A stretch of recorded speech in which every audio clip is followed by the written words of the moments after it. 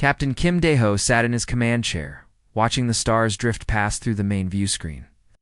The Mugangwa had been patrolling the outer edge of known space for 3 long months. His crew of 12 was getting restless from the boring routine of checking shipping lanes and looking for pirates. Nothing exciting had happened in weeks. The ship was quiet except for the soft hum of the engines. Most of his crew was relaxing or sleeping during the night shift. Dae-ho was thinking about recommending they head back to base early when Lieutenant Park Jimin suddenly sat up straight at her station. "Captain, I'm picking up something strange," Jimin said, her fingers dancing across her control panel. "A distress signal, but is very weak.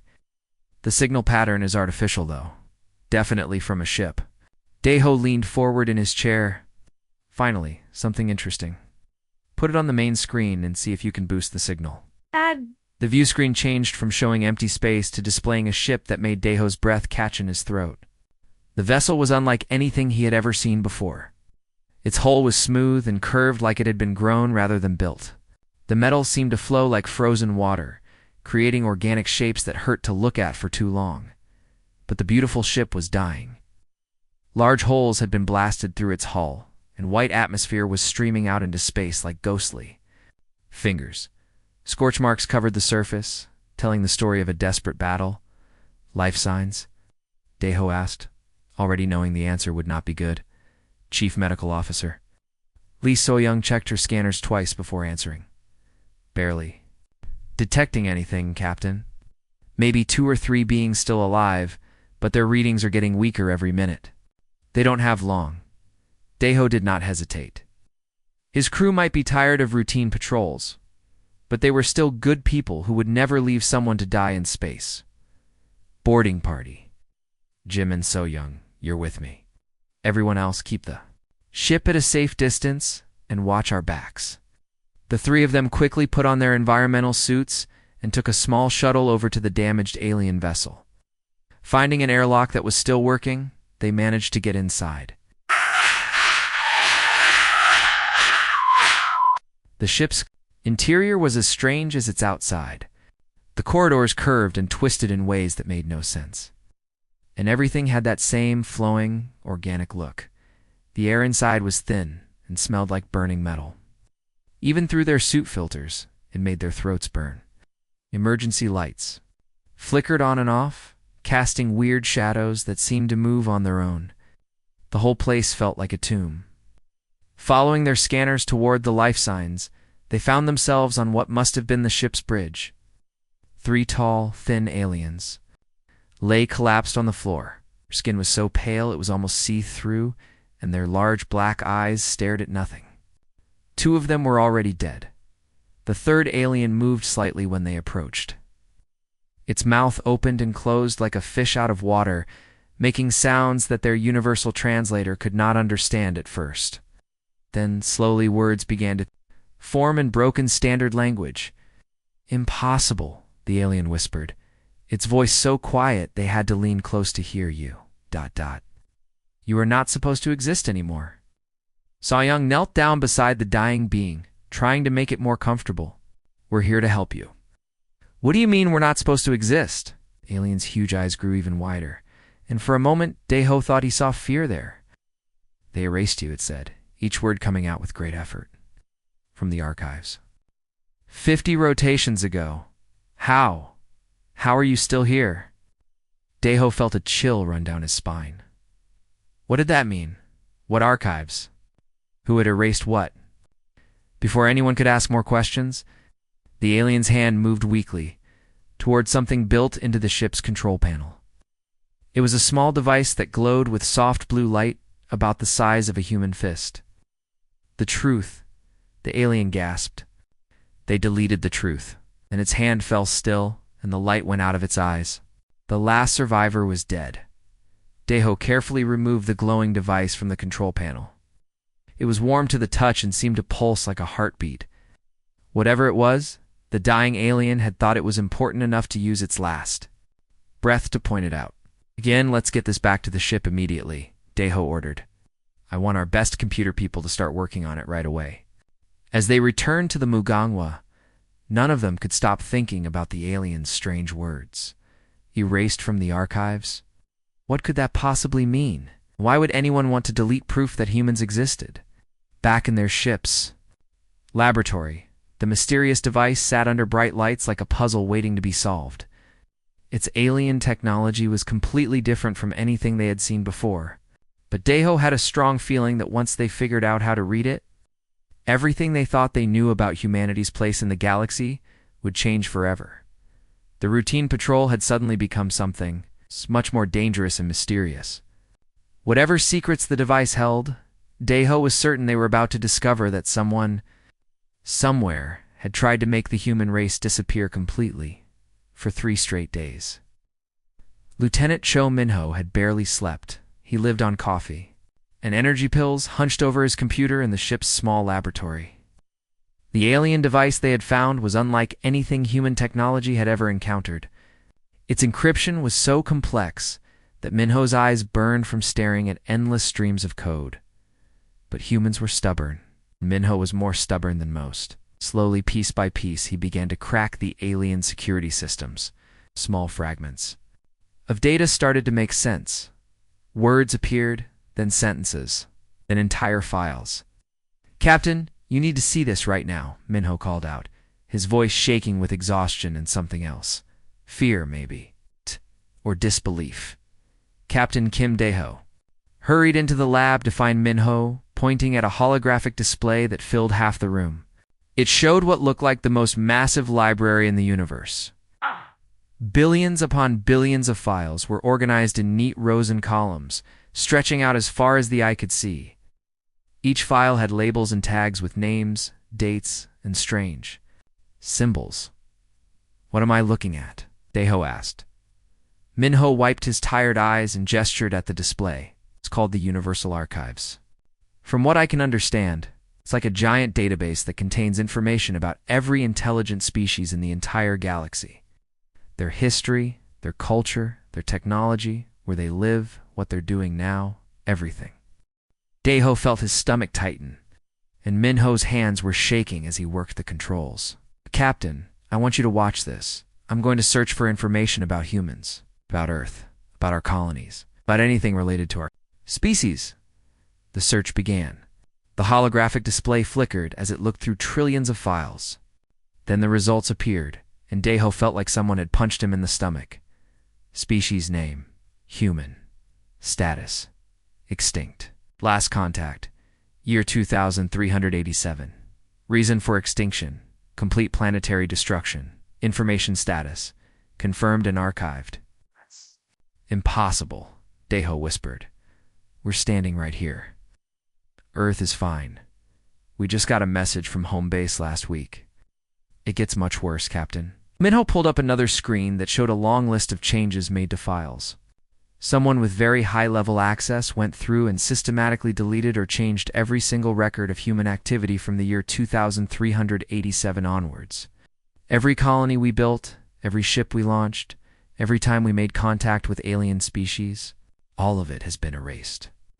Minho pointed to specific entries on the list. "Look at this. New Terra colony deleted. The mining operation on Kepler 186 deleted. Our first contact with the Centauri traders deleted." According to this database, humanity died out 50 years ago and never did any of those things. Engineer Wang Yunji had been quietly listening from the corner of the lab. She looked up from her tablet with a worried expression. "Captain, this explains so many things that didn't make sense before. Remember when we stopped at that trading post near Kepler 442? The aliens there kept acting confused when we showed up. They kept asking us for something called revival documentation and couldn't understand why we didn't have it." Deho nodded slowly, remembering, "And those customs officers from the Altarian government. They treated us like we were ghosts or something. They kept saying their computer systems showed no records of any active human spaceships." "There's more bad news," Minho continued, opening yet another file. "These archives aren't just for keeping historical records. They're actively used by customs agencies, trade organizations, and diplomatic offices all across the galaxy. If you're not listed in the archives as an active species, then as far as galactic society is concerned, you don't exist." "Dr. Lee So-young?" who had been quietly listening to everything, finally spoke up. But who would do something like this? Why would they want to erase us from history? Minho's face grew dark.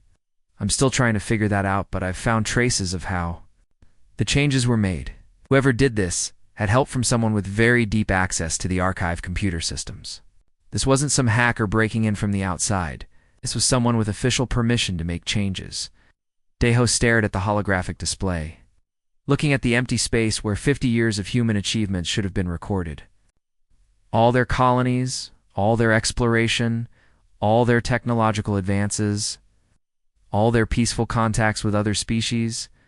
Someone had simply erased it all as if it had never happened. Keep working on this, he ordered Minho. I want to know exactly who did this and why. And I want to know if other human ships out there have run into the same problem we have. As his crew went back to their work, Deho couldn't shake the feeling that they had accidentally discovered something much bigger and more dangerous than just corrupted computer files. Someone had deliberately tried to erase humanity from galactic history. The question that kept bothering him was simple, but terrifying. What were they planning to do about the inconvenient fact that humans were still very much alive and flying around the galaxy? And how far would they go to keep their lie hidden? The routine patrol mission had turned into something that could affect the future of the entire human race. 2 weeks had passed since they discovered the truth about the Universal Archives. The Magangwa now floated quietly in the shadow of Curator Station Beta 7, hidden from the station's sensors by advanced cloaking technology. The massive ring-shaped structure was one of the most important data processing centers in the galaxy. Getting close to it had taken days of careful planning. Captain Kim Deho spoke quietly into his communication device as 3 members of his crew prepared for the most dangerous mission of their lives. Remember, according to their records, we don't exist anymore. Our identification papers are fake. Our ship is invisible to their scanners. And if anyone asks questions, we're just salvage workers from the edge of space. The infiltration team was small but skilled. Lieutenant Cho Minho had become their expert on the archive computer systems after weeks of studying the alien technology. Corporal Nam Tae-soon was their best soldier when it came to sneaking around without being detected. Together with Deho, they had spent days creating false identities that would hopefully get them inside the station's most secure areas. Looking out at Curator Station Beta 7, Deho was amazed by its size and complexity. The ring structure was so large that small ships could fly through the center opening. Lights twinkled across its surface like stars, and dozens of different types of spacecraft were docked at various ports around its circumference. The station processes information for half the galaxy, Minho explained as they approached in a small shuttle disguised as a maintenance vehicle. If we can get to the main archive core 3 levels below the public areas, I should be able to trace exactly who ordered the deletion of human records. The docking process was tense. Station control asked routine questions about their business, and Tae-soon answered in a bored voice, claiming they were there to collect salvaged computer parts. Their fake identification passed the automated security checks, and soon they were walking through the station's corridors. The inside of Curator Station Beta 7 was unlike anything they had ever seen. The corridors were wide and tall, designed to accommodate beings of many different sizes and shapes. Tall, crystal-like curators glided silently through the halls, their transparent bodies refracting light in beautiful patterns. Shorter, more human-like aliens walked alongside creatures that looked like living rocks, floating jellyfish, and beings made of what appeared to be liquid metal. The air itself seemed to vibrate with energy. Millions of data streams flowed through the stations, networks every second, creating a constant humming sound that could be felt as much as heard. Information from across the galaxy was processed, sorted, and stored in the massive computer systems that filled the station's core. Stay calm and act like we belong here, Deho whispered as they made their way toward the restricted areas. Their fake work orders claimed they needed to inspect some computer equipment in the lower levels, which would hopefully get them past the security guards. The first checkpoint was easy. The bored alien guard barely looked at their papers before waving them through.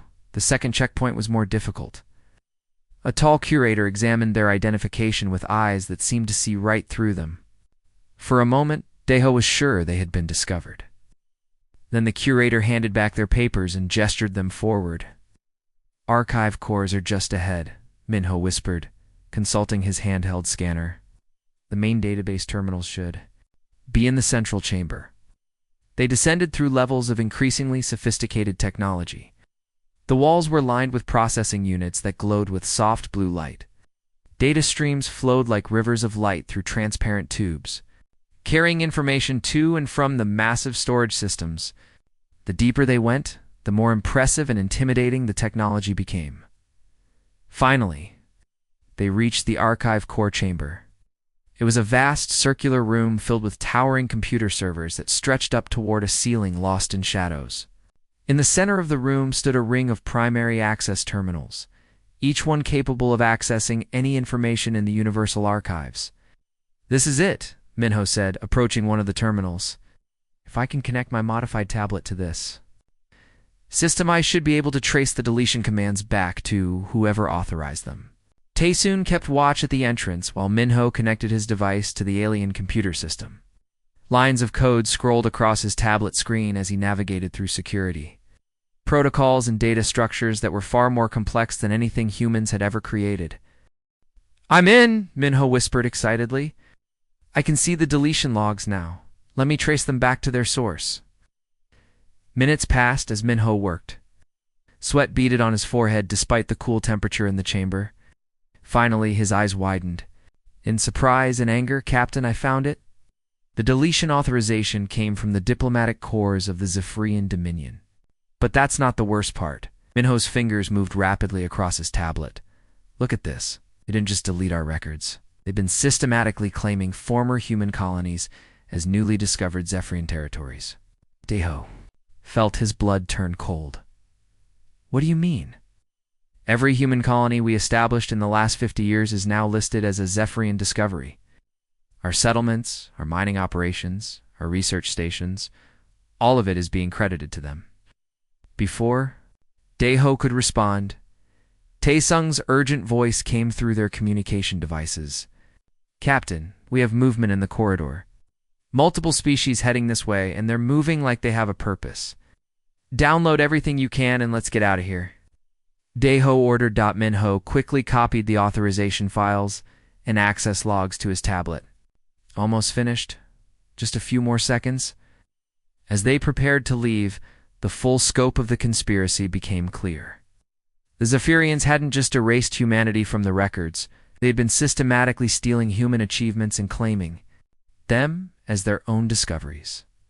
The sight of 12 human starships slowly coming together near the old mining station at Kepler 1649 was both amazing and frightening. Each ship had its own story to tell, but they were all the same basic story. Confused meetings with alien government officials who claimed humans didn't exist.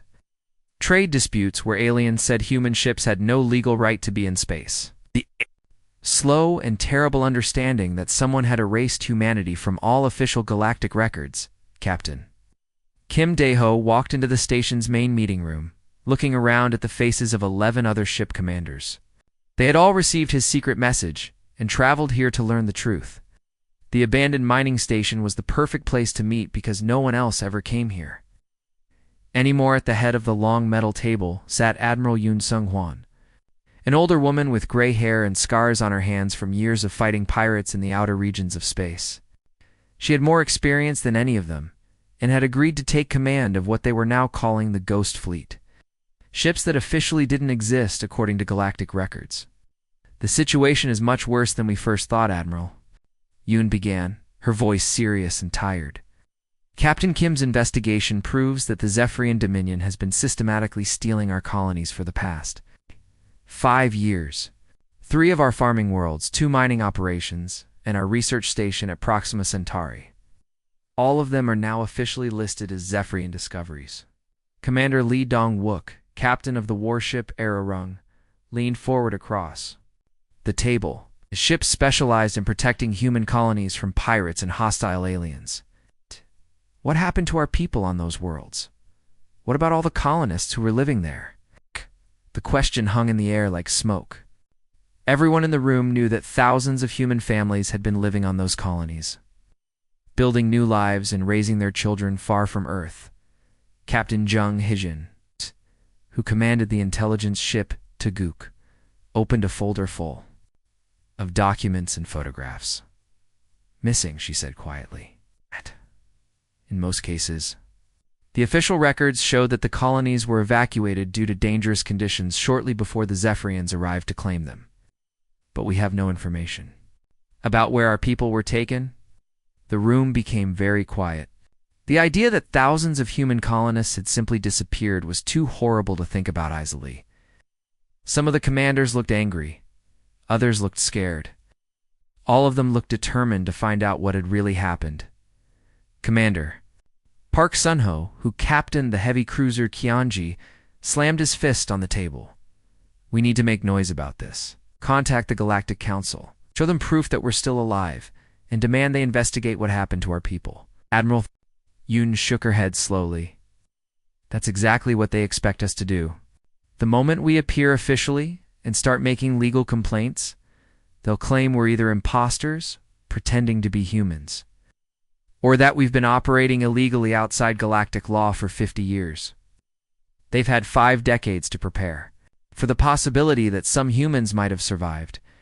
Captain Daeho stood up from his chair. "Then we don't go through official channels. We don't try to work within their legal system. We make ourselves visible in a way they can't ignore or explain away." "What do you mean?" Admiral Yoon asked. "We start showing up at our former colonies, not as diplomats trying to file complaints, but as the rightful owners coming home.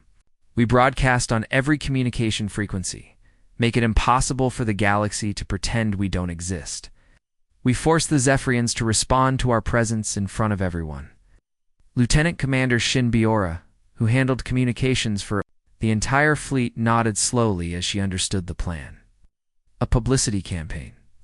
But instead of sending messages or holding press conferences, we use our very existence as the message. We prove we're alive by being alive where everyone can see us." Commander Lee looked worried. "It's going to be dangerous. The Zephyrians have been planning this conspiracy for 50 years. They probably have backup plans for dealing with any humans who might have survived their fake extinction." Admiral Yoon stood up and walked to the large window that looked out into space, where their 12 ships waited in the darkness. Each ship represented hundreds of crew members and their families. Each ship carried the hopes of human colonies, scattered across the galaxy, who didn't even know they had been erased from official existence. "Dangerous? Yes," she agreed. "But Captain Kim is absolutely right. We can't win this fight through official channels when we officially don't exist. Our only advantage is that we're already ghosts according to their records. So that means we can appear anywhere, anytime, without warning."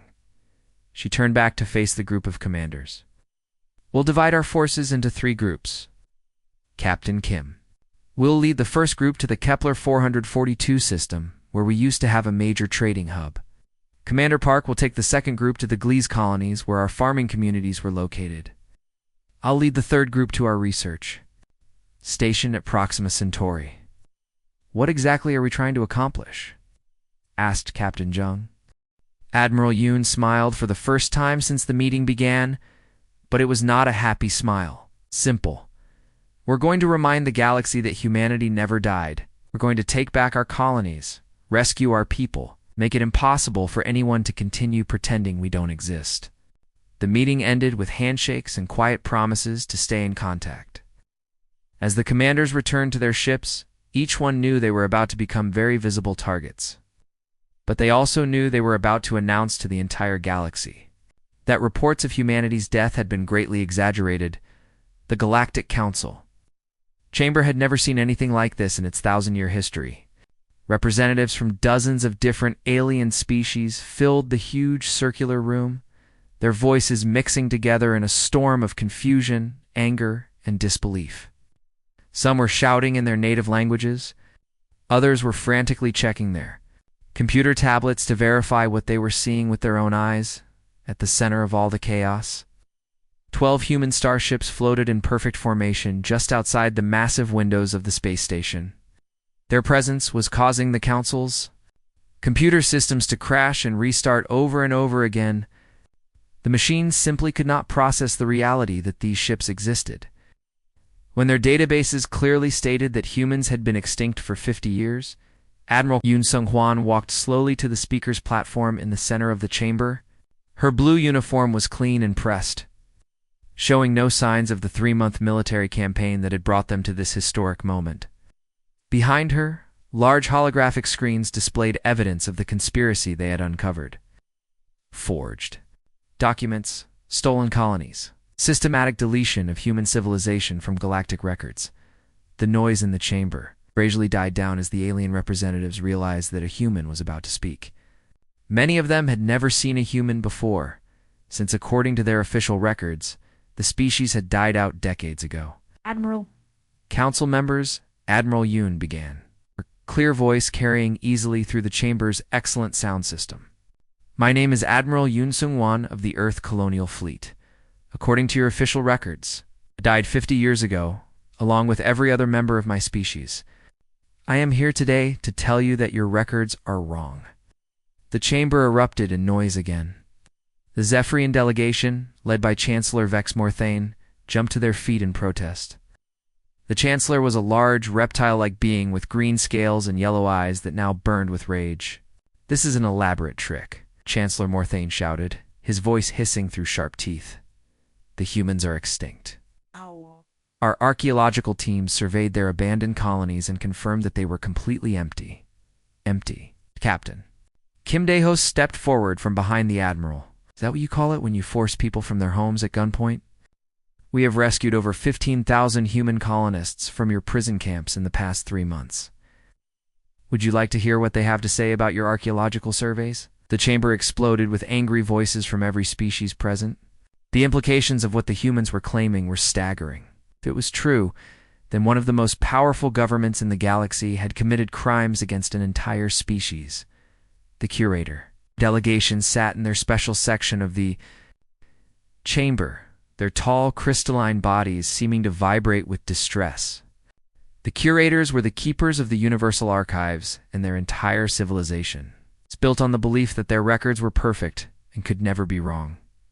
Chief Curator Zelthane rose from his seat, his voice producing harmonic tones. That resonated through the chamber. If the humans are indeed alive, then our archives contain fundamental errors. This has never happened before in our recorded history. Not errors, Admiral Yoon corrected firmly. Sabotage. We have documented proof that members of the Zephyrian Diplomatic Corps systematically deleted human records from your archives over a period of 5 years. They convinced you that we were a threat to galactic peace and needed to be removed from the historical record. Chancellor Morthane's voice rose to an angry roar. Even if these wild accusations were true, these humans have been operating outside galactic law for 50 years. They have no legal right to be here. We have the strongest legal right possible, Captain Jung Haijin replied, stepping forward with a data tablet in her hands. We never left. We never stopped existing. We never stopped being citizens of the galaxy. Your computer errors don't change the reality of who we are. A representative from the Altarian Trade Federation, a being that looked like a cross between a spider and a crab, clicked rapidly in its native language before speaking in standard. The economic implications of this are enormous. The humans are legitimate, then thousands of trade agreements with the Zephyrians are based on false information. Exactly, said Commander Lee Dongwook. Every colony they claim to have discovered was built by human workers. Every piece of technology they've developed was stolen from our research stations. Every trade route they've established was first mapped by human explorers. The Chancellor's control finally broke completely. Enough. Even if these ghosts are real, they represent a contamination of galactic order. They should have stayed extinct. The entire chamber fell silent at those words. The admission hung in the air like poison gas. Even the Chancellor's own supporters looked shocked at what he had just said. Chief Curator Zelthane spoke first, his harmonic voice filled with what might have been discussed. Chancellor Morthane, your words suggest that you knew the humans were alive and considered their survival to be a problem. This contradicts everything you have said about acting in good faith. Admiral Yoon smiled, but it was not a pleasant Expression. Honored curators, we propose a simple solution. Restore the deleted records to your archives. Investigate all claims of false territorial acquisition. Most importantly, create safeguards to ensure that no species can ever again be deleted from galactic history. And if we refuse, Chancellor Morthane demanded. Captain Deho looked around at the assembled representatives from across the galaxy. Then you'll have to explain to your people why you're defending a conspiracy to commit genocide through information warfare. Because that's exactly what this was, an attempt to erase an entire species from existence. When the vote finally came, it was overwhelming. Only the Zephyrian delegation and their closest allies voted against the resolution to restore human records and investigate the conspiracy. Humanity had been erased from the records, but they had proven that reality was stronger than any database.